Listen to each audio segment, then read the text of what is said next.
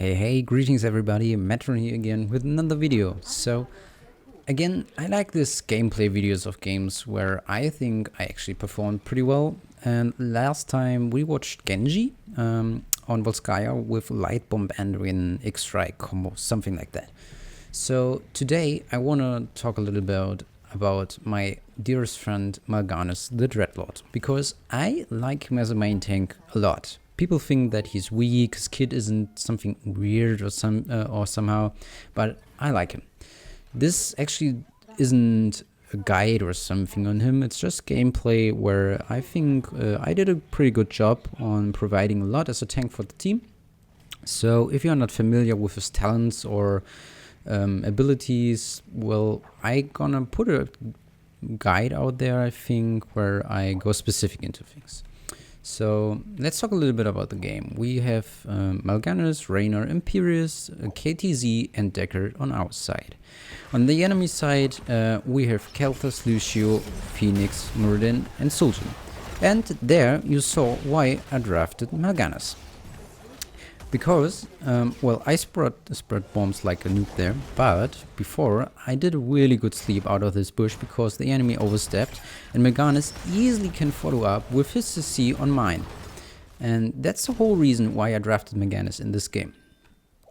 He's really strong in setting up things, and we had a KTZ on third pick or something with a Deckard. Like, they are pre-mating. I'm solo playing here currently.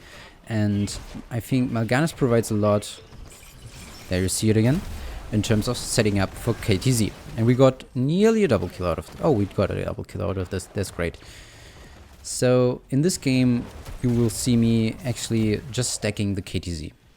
I didn't do that much more, maybe even a little bit of diving here and there because of my level 4 where I get 50 armor, but yeah.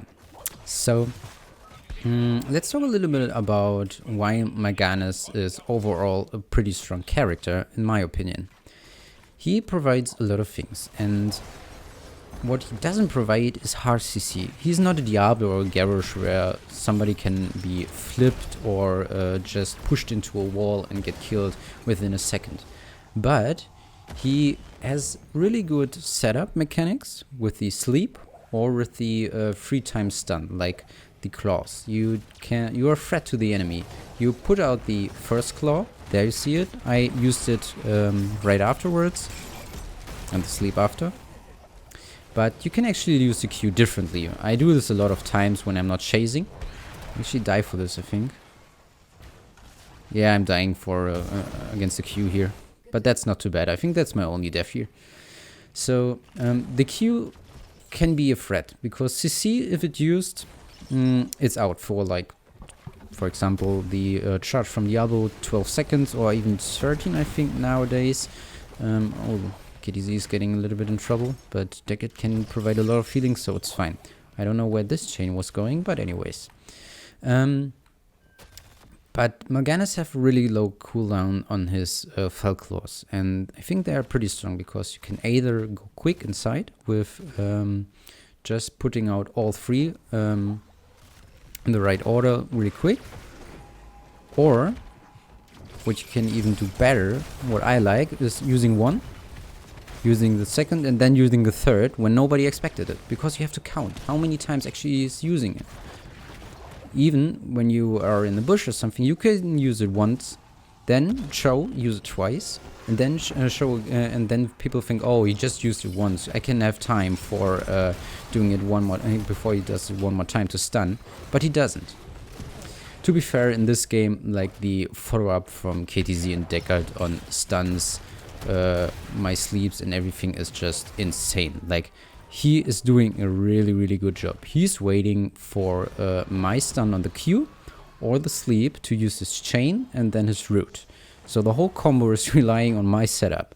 But that's actually how you play KTZ. You wait for your tank to engage. And yeah, some people might disagree because they think, like, KTZ is one of the, like, LOL gaming characters. Like, if you're playing Leech, you're used to getting kills on your own and diving and all this stuff. But I think KTZ is one of the characters who actually relies a lot on his tank. So what we are currently doing, the Zagreb is pretty big, so it's gonna push top really hard, and they all have to move top, otherwise they lose top.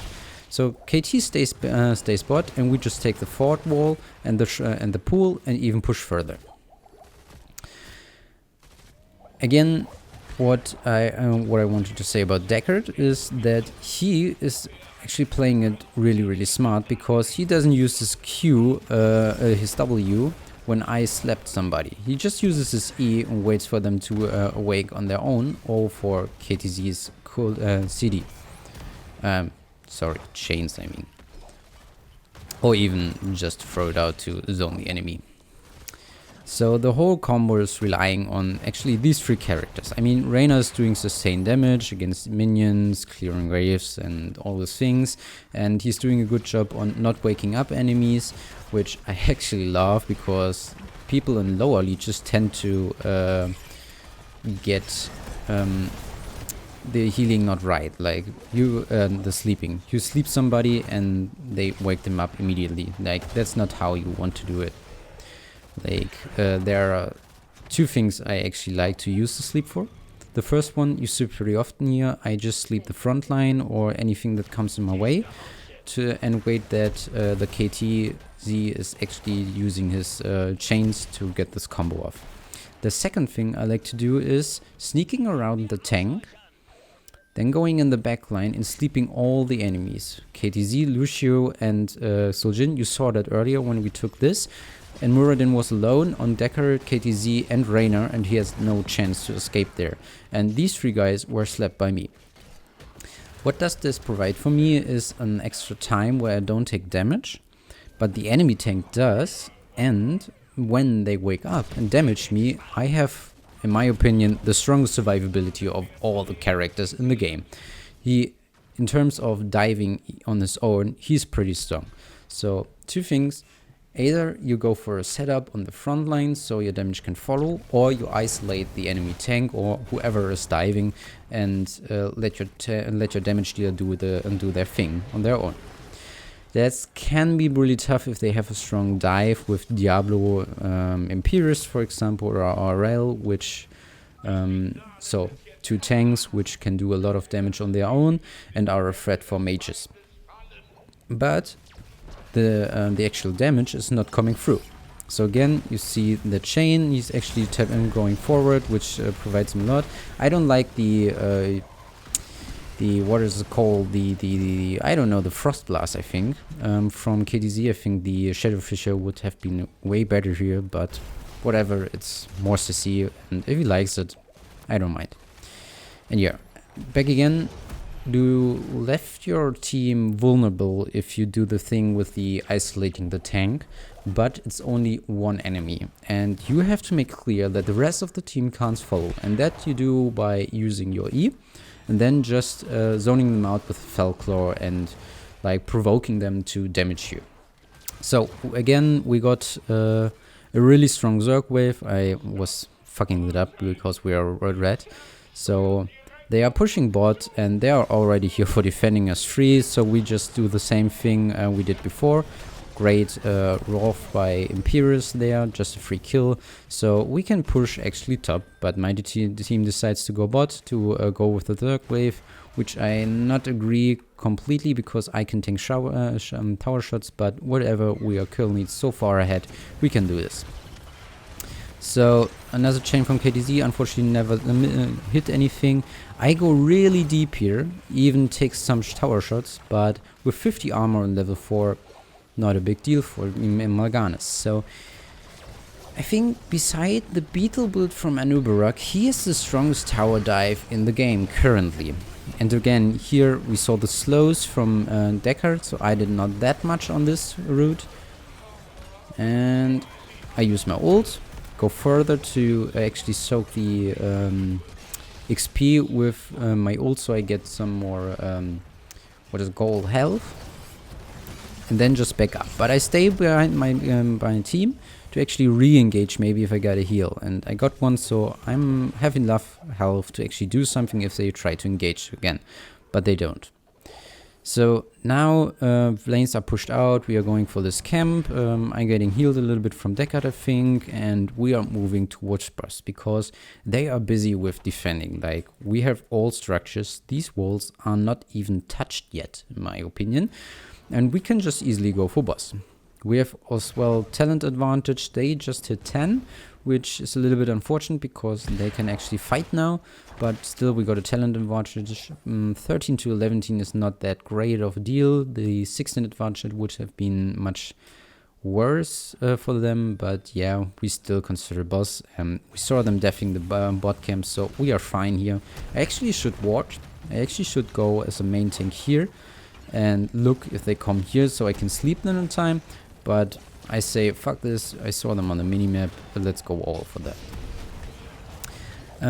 Yeah, as well, tanking things for Mal'Ganis is pretty easy because he has a big health pool. He has this 50 armor for 2.5 seconds, which I really like. Even the 25 armor is pretty strong, but with the level 4 it's even stronger.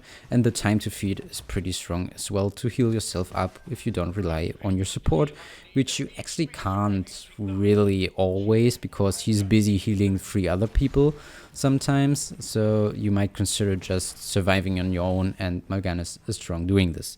I keep repeating myself, you know, so let's just watch the game and see what I can actually provide. So again, I'm diving really deep, but decide to disengage because I got a little bit of focus there. Just use my W for negating some damage, then sleeping free, getting a chain, or not a chain, a heroic, and just blow them up. Like this sleep, again, pretty good against, pretty good with the Frost Blast as well. I mean, with the Shadow Fissure, even more burst damage, but we had enough damage to kill them. And the setup from Mal'Ganis is perfectly well done with the Deckard as well. Like, you can't do anything against that brute. KTZ even says that I played really good here, and I said, yeah, he did as well.